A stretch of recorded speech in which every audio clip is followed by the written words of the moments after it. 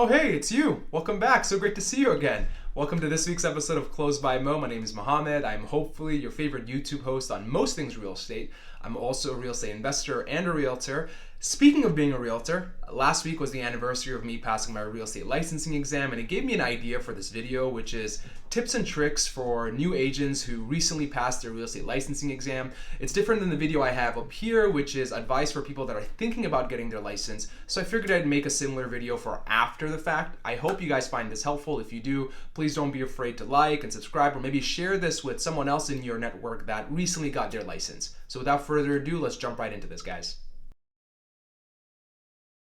Now, the first bit of advice that I would give any new real estate licensee is the same advice, ironically, that I give to all new clients, which is who you work with absolutely matters. Now, what I mean by that as an agent, the people we work with are the brokers or the brokerage house that we have to be employed under, and the person that you pick or the company that you pick is absolutely crucial, especially for the first 12 to 18 months, in my experience.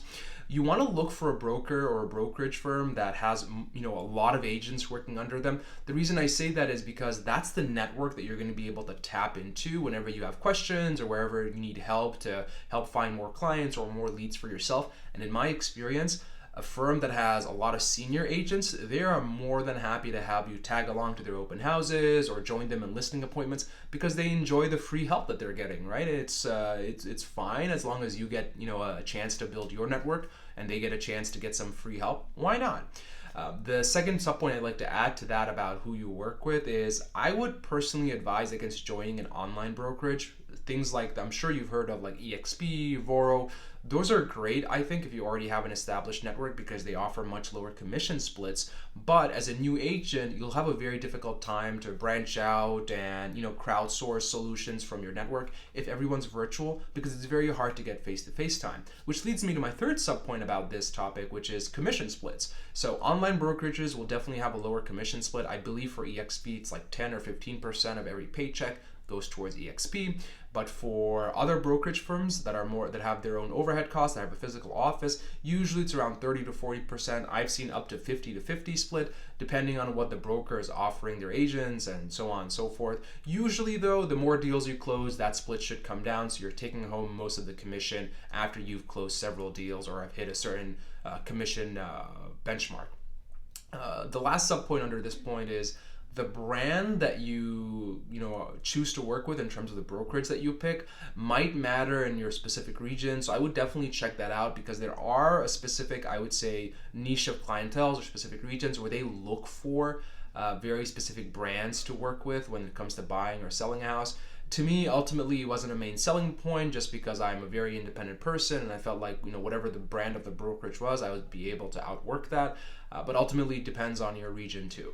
Now, the second point that I would like to advise for all new licensees is treat this like a business because it absolutely is a business, right? Think of the McDonald's that you walk into. There's a system in place. You know where to order, you know how to order, you know what to expect of the final product. That's the way you should treat and approach your business because you're going to be in a situation where you're going to start to see or have a lot of things fall through the cracks because you're not able to follow up on time or you're just inundated with busy work that might not actually be important work and you have no idea how to distinguish the differences between those two. So what you want to be able to do, at least that's worked for me, is set specific hours of the day, and I like to do calendar blocks so I know, for example, what I'm doing from 12 to 2, from 2 to 4, things like that. That'll help you structure your day and get a nice routine going because that's what's definitely going to help the most. The other point I'd like to make under this category is you can't run a business successfully if you're doing it part-time, right? When's the last time you went into a store and you saw the owner was working part-time? Is that any way to run a business? And I advise all new licensees because I know the lure of passive income and side hustle is really strong. I advise them on how can you be successful if you're not giving your all to something? How can you be successful in your business if you're not giving 100 or 150% of your time to your business?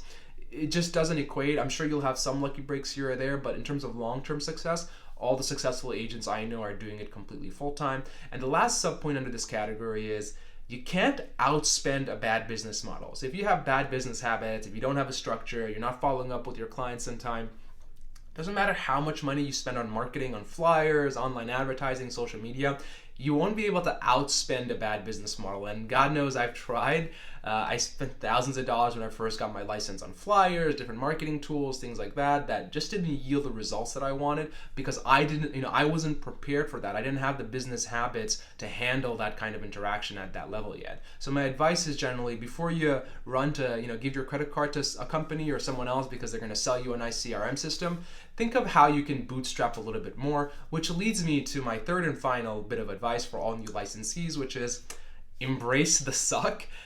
It's going to suck for the first 12 to 18 months. There's absolutely no way for me to sugarcoat this. You're not going to be making any or at all money, in the first 12 to 18 months, or maybe a very little amount of money. It's part of the process, right? Especially if you've left a nice six-figure or a nice stable job to come and do this because it's your passion.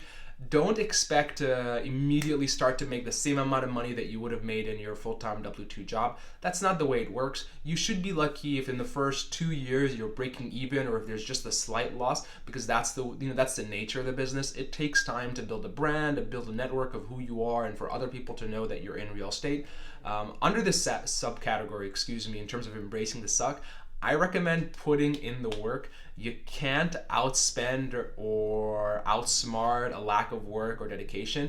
If you're not dedicated to this craft, if you're not putting in the hours in terms of open houses, follow-ups, door knocking, going and sharing your flyers with people, you're not going to be able to see the results that you want to be able to see, because it comes down to how much work you're going to be putting into your business. It doesn't matter how much money you're spending towards marketing or how much you're spending to automate things.